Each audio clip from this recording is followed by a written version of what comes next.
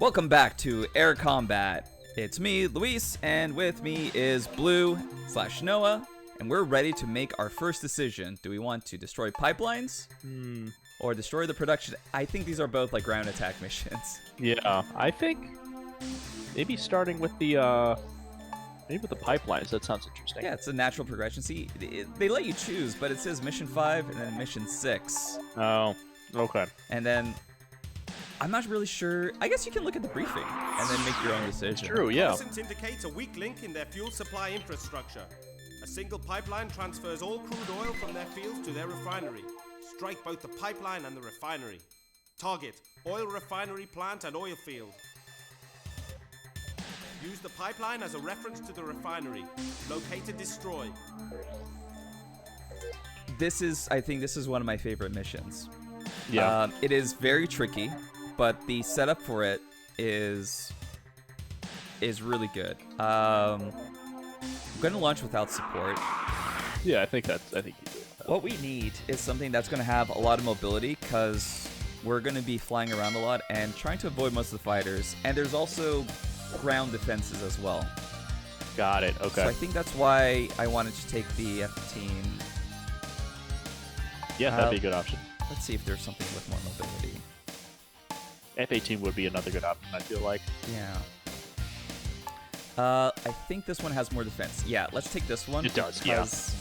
We might be taking a lot of like small fire from the ground from like anti-air, and we want to have a little bit more defense.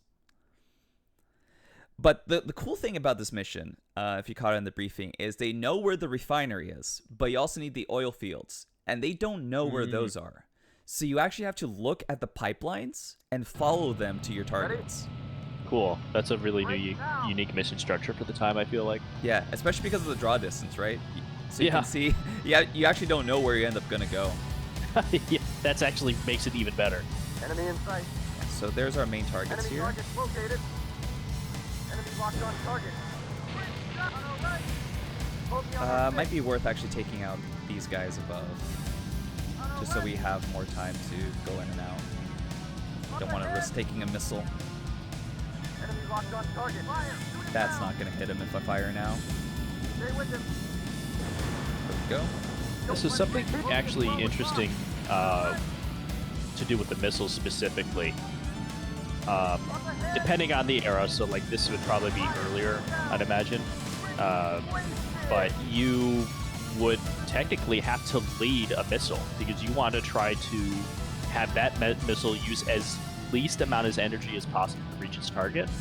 So you can kind of help it either by going really, really fast, Enemy in sight. or by angling your kind of the trajectory of the missile as it fires in a way that, you know, anticipates the movement of aircraft. Like, let's say it's going from right to left in your view. Having that shoot kind of way left of the aircraft, kind of where it's going to be, will help that missile get there faster and be more accurate. Almost kind of like shot putting the missile or using like a slingshot. Definitely, yeah, absolutely. Because the more energy it saves, the more kind of fuel it can still use to reach its target. It'll usually burn its fuel pretty quickly, and then off of the initial energy it has, it'll still be able to direct itself, just, you know, with its fins. Enemy in sight. So the missiles have their own propulsion system. How does a missile actually work? It's just a rocket with a bunch of explosives on it, basically, and then it really, depending on the type of missile, really advanced computer systems inside of it to reach its target. And how does it like work with radar and follow and hit a target? So yeah, I mean, there's different missiles, right? So you have heat seeking, which is exactly what it sounds like. It's seeking a target based upon its heat signature, right?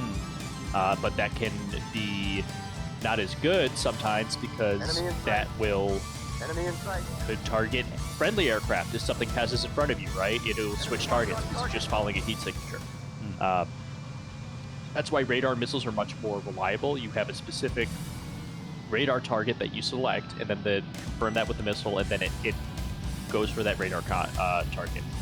And depending on the era, that'll either be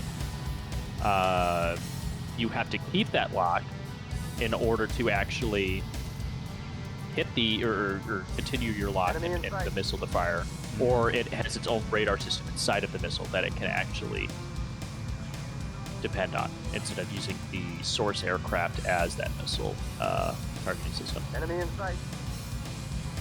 Missiles are crazy. They really are like, It really does seem that way. yeah. Enemy in sight. Oh, there we go. We had a brush with my arch nemesis in this game, which is anti-air missiles, SAMs, surface-to-air missiles. You get close to them, and then you immediately hear like, and then I'm like, fuck. Yeah. They're In this game, do you know if they allow you to break missile lock or dodge missiles with different maneuvers, or is it kind of really relying on flares? there are no flares in the game. Oh, So, really? Yeah. So you have to, you literally do have to like dodge them out of the way. But if you aren't in an aircraft that's going fast enough, you're gonna get hit. It's actually kind of hard to dodge missiles in this game compared to Really? later Oh. games. They mostly want you to just avoid getting into that situation in the first place. I think I passed Yeah, by. for sure.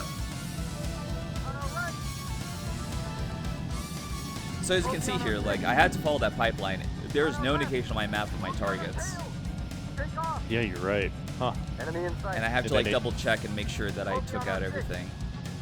I think I did get everything, but yeah, there's Nice. this guy that's just taking little pot shots at me. I'm gonna make sure I get him. This is also the first mission I remember playing where I ran out of fuel. Locked on target. Oh, you know, I didn't even consider that. You can run out of fuel.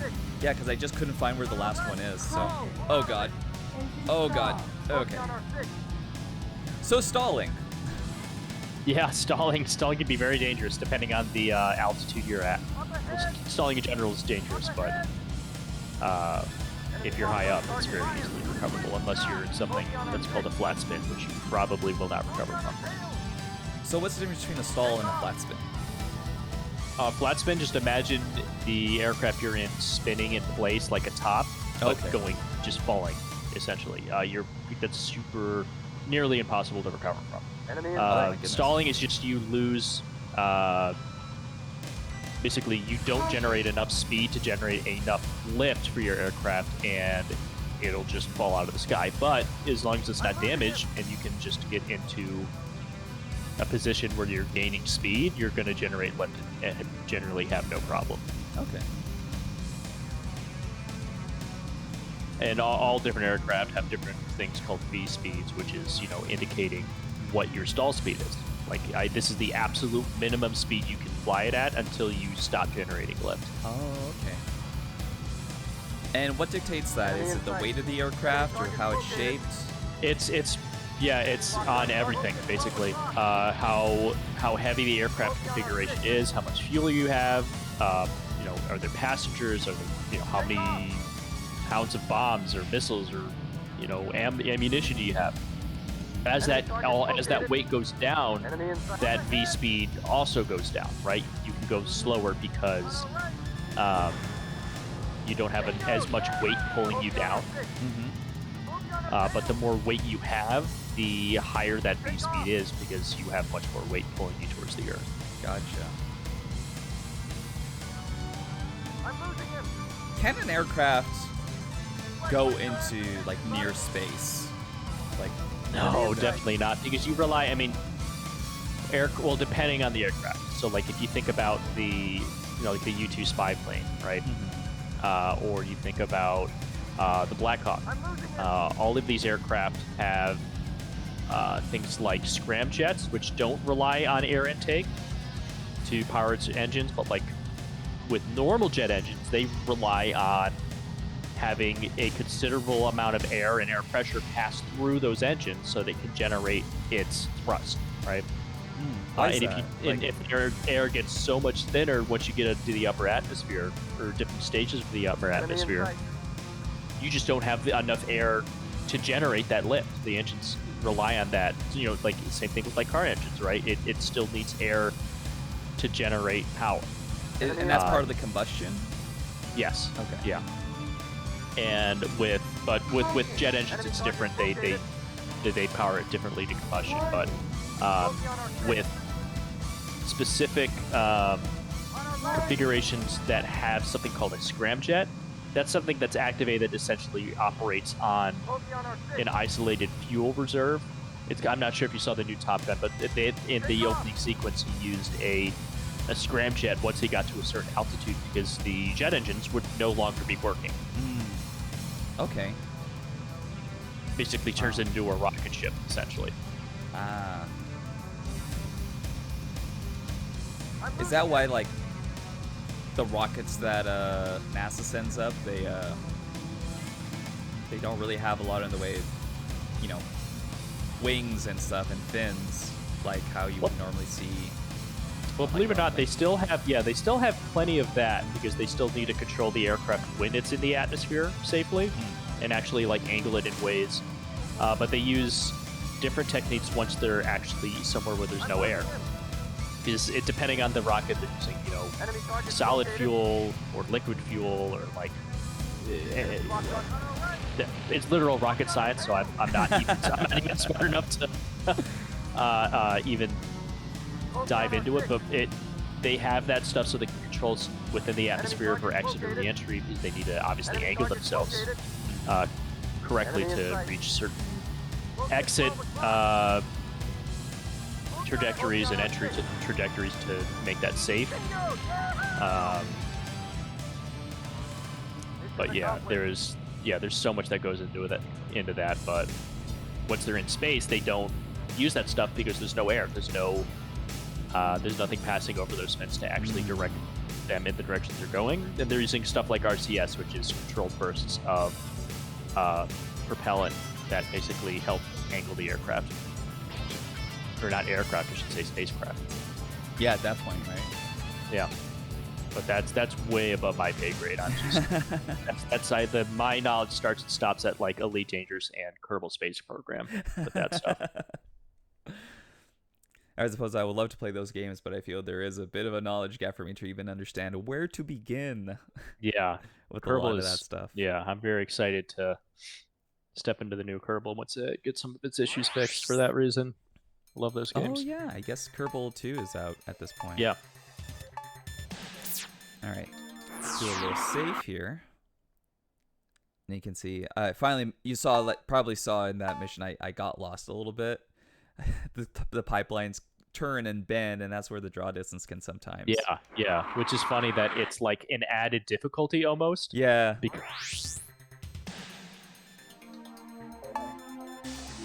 You still there? Yep, still Yeah, here. okay. I think you just got cut off a little bit. All right, let's see. Did we get any new planes after that? Because now we got like a little bit of money in our pocket. Yeah. Ah, look, it's the A-10. Oh, the A-10. I think this is the plane that they wanted you to use for the bombing mission. Yeah, for sure. That's one of the best, basically air-to-ground vehicles ever. What gives it such an interesting shape? Is that its engines in the back? Well, yeah, you got two huge engines on the back because it's such a heavy aircraft. So the gun that it uses, the basically a Gauss cannon, it goes from the front of the aircraft basically to just behind the wings. It can actually slow down the aircraft. It has so much recoil. Oh, wow. And it's just such a huge gun that is like used for it can destroy tanks. It's just such an effective air-to-ground vehicle. He obviously uses guided bombs and guided missiles and things like that as well. But it's the main thing with this aircraft is its immense gun and basically a steel and iron bathtub you sit in the cockpit, basically to direct fire away from you. Wow. Crazy. Yeah, this was all my plans then. Let's take a look at our missions and see if we're doing another bombing mission, and then if that's the case, we'll come back and purchase it.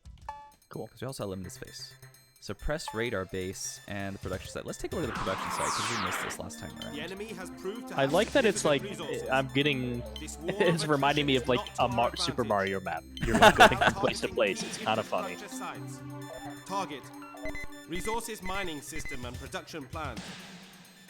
Intelligence reports stealth fighters operating in this theater. Remember, their lack of radar signature makes visual sighting essential. Okay, so this is another bombing mission. So let's go and take that A-10 out for a spin. I remember it being tricky to fly for some reason, but Yeah, it's probably slower, I'd imagine. yeah, I think it says like, yeah, it doesn't have a lot of power, which I Mhm. believe is like how much thrust it has. Okay, got it. But it has a lot of stability, which I believe, I don't know the difference between stability and mobility. I feel like mobility I is would how, imagine mobility, yeah. That's a good question. let's see how it feels. I think offense is how, from what distance you can lock your missiles on. Okay. So we'll, whoop, there we go. The enemy has proved to have significant resources. Oh god, I was trying to skip it and I pressed the cross button, but The enemy has proved to have this is circle to significant advance. resources. Yeah. This war of attrition Takes some time is getting not used to to. our advantage. let's take a little flight. So it's interesting that the last two missions they gave us were bombing missions, but they're each very different. The other one definitely focused on visual recognition of the ground, but this Yeah. one here, you have the risk of having planes that you can't see Yeah. targeting you. It's a super interesting kind of like way to make the missions different. And that's what I've always really liked about the Ace Combat series is they just use the configuration of real life aircraft. And they make it more dramatic, obviously, because it's a video game, but like because it's grounded in reality, it makes it more immersive. Focus 12 o'clock. It's always tricky when you have these. Oh, did I miss? Or does it just take two missiles? On our left. The thing that I love that they added later was the missile cam, where if you hold down the shoot button, Oh yeah, you can just follow the missile to its trajectory. any game is benefited by having something like that. Like the Sniper Elite following the projectile, the following Yeah, yeah. bullets. Especially if it's a 1,000-pound bomb. Right. Alright. So you can see already the defense. Oh, see? Look at that. That guy's Yep. just on my tail right now, and I imagine that's one of the fight. Let's take a look. Enemy Just, targets located. I'm gonna do a loop in this attack fighter. Did you call it an attack plane? Or is it a bomber? Yeah, it's like or if it's a bomber, air-to-ground aircraft, Focus on our 6. strike craft, Down. Enemy locked a lot of different configurations. Probably strike craft for this, I'd imagine. located. Focus on our 6. I love the 3 voice actors that they got for this game. Yeah, There is the guy who gives you the briefing. There is the lady that like gives you your aircraft warnings. Focus on our 6. And then there is this guy who is everyone on your radio. Take off. it's so good. It makes you really feel like it's like an old arcade game. There's some that like I don't understand like what they're saying. Enemy in sight. Like if you Altitude too low. Flying. yeah, is she saying? No, she's saying caution. Caution, yeah. So like that's relating to the master caution in the aircraft. So like something's going wrong in the aircraft, the master caution button will be like sounding, basically. It gives me like caution. Enemy in sight. Or like alarms will be going off or something, indicating that there's a problem with the aircraft. And it's probably, I'm guessing, because you're getting low to the ground, it's a terrain Yes. warning. Yeah, that one's a train warning. She also says it if she says warning. Yeah, see, she said low altitude. Oh yeah. She says warning. She says caution if you are low to the ground, and they'll say low altitude Enemy in warning. sight. Enemy target And if you have a located. missile lock on you, she'll also say caution, which will turn into a warning once they fire, and the screen goes red. Enemy locked on the head. Take off. Focus on our tail. I was going like, it's just switch to plane craft to get people a better look at the aircraft. I'm like, no, I need to know how high above the ground I am. Up ahead. It's always amazing just Focus on our being able to pull off certain maneuvers in planes. Like I tried playing DCS, and it's just so complicated. Take off. Yeah. And seeing It's like a lot of, yeah. people do lot like of manuals. stuff in planes and stuff, it's just really incredible to me. Enemy in. On our left. Yeah, I've had Focus on to our 6. genuinely for DCS, sometimes you have to read an entire book on how to operate a specific aircraft to get it working properly. Flying. That's something I really like about the VR game VTOL VR. It's all virtual control, so you're actually using your hands and stuff to touch things and move the joystick and everything, which you wouldn't think as a sim player that would be well done, because you would want more, more input than that. Surprisingly, works very well, and it's very accessible. It's like a DCS Lite. It's like much more easy to basically get the aircraft in the air and actually do things with it. Does it give you like proper instructions? On Yes, how to- yeah. Wow, that's great. I would love to try that. Enemy target It's a located. really, really good game. It's Enemy in it's sight. honestly one of my favorite VR games. So they also do allow for Steam Workshop content, which is my favorite part. So you can play like full Ace Combat missions in it Whoa, amazing. that people have made. It's really fun, yeah. Take off. Really good multiplayer in that game too. Very intense.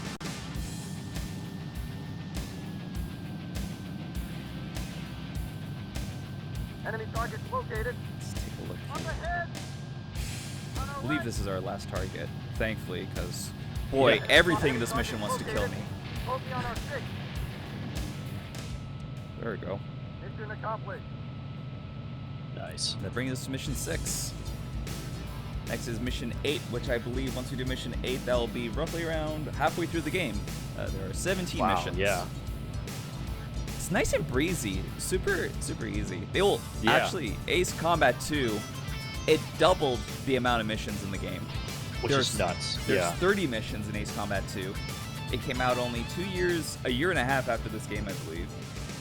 And it had branching paths. That's so cool, especially for the time. It's Mhm. such a. I wonder how it must have been successful. The first one, really successful in order to warrant that much work on a follow up. Yeah. But then again, like you pump out these games like super fast back in the day. Like now unless you're Call of Duty and you have 6 studios working on your game, Yeah. it takes a while for a sequel to come out to something. Yeah, the dev cycle seems like it's crazy now, at least from the outside. Yeah, honestly, it's something that like I miss a bit. Seeing stuff in this back in the day where like, oh yeah, we made this like air combat game with 20 people, Yeah. and you know we were done in like a year, and I'm like, I've worked on games that like have been in development for like 8 years, and I Yeah, only that's work on them for crazy. 2 years, and it feels like everything is just. You got to get sign up from like everyone to do anything because so many people are affected by it now because everything has to be at such a high quality. It's a different thing, you know. Yeah, just so much money is involved now. Not that there wasn't then, but it's just at a scale that is crazy Yeah, now. and honestly, and I go back and I play this game and I have like a really good time because it's just a video There's no game. bullshit. It's just a video game. You You pick know, a there's level, nothing... you go. It's Yeah. smartly designed. It's got a lot of variety. So far in the missions, like even when we're doing stuff differently, we're doing the same thing. You're just taking out your targets. There's twists to all of Okay. them. Like we had that stealth fighters. You know, there's a moment Yep. where we were playing that mission where I suddenly had a radar lock on and I had no idea where it was coming from and had to quickly dodge out of the way. You know. Yeah. All right, so let's do I did save. I'm doing the thing where like I'm saving multiple times just in case, but that'll bring us to the end of the episode, and we'll come back and we'll take on, I guess, mission 8.